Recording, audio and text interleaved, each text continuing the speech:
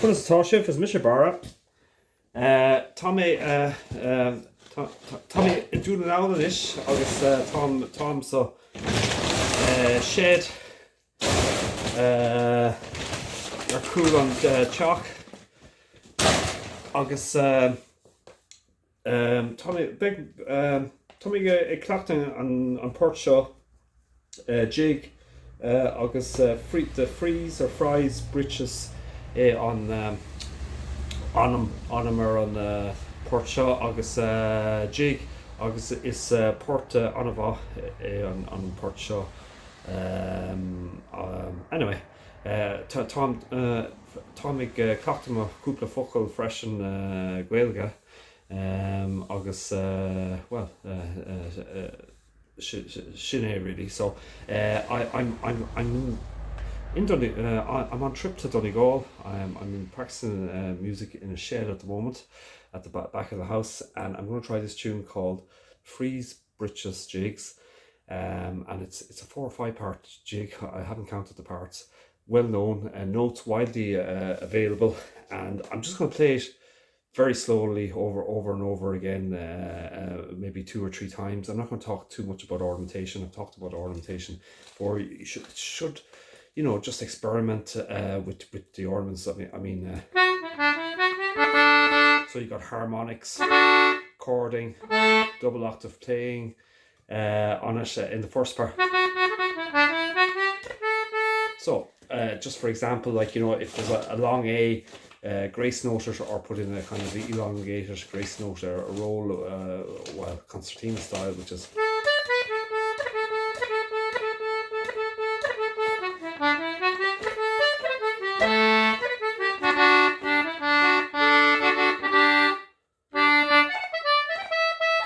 So you got grace notes on the high E's on the second part, E, F, E.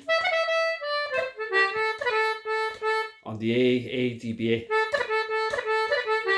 A. Cuts on the B, grace notes on the B, D, B. I'm just going through some that you can put in. You got kind of an elongated roll grace note on the D, which is D, E.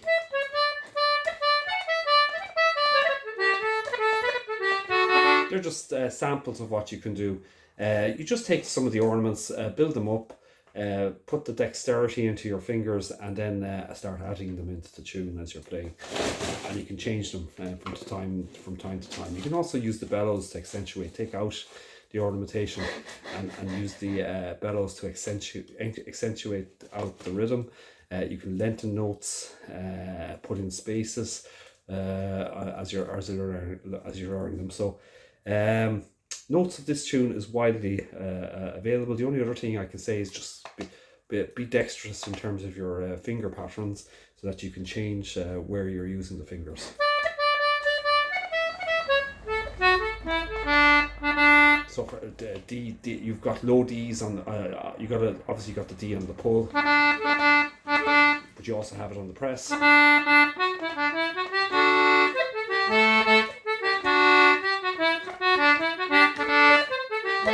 So just for example, like, you know, so I'm just going to try to give a kind of an overview of what you can put in terms of ornamentation and stuff like that. So just going to play a tune, and I'll play it very, very slowly, and I'll play it a number of times. And I suppose, like, if you go to an Irish music workshop, often it's about learning by ear and just picking it up.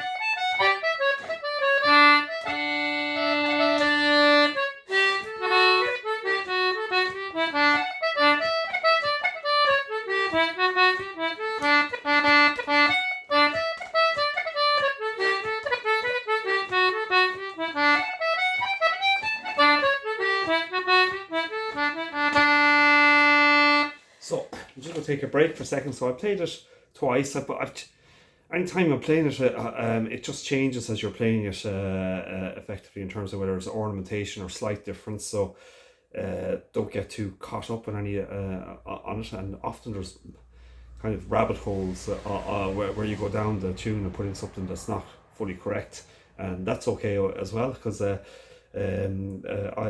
well, it's quite, music can be quite innovative in terms of once you follow like the rhythm, particularly in a dance music.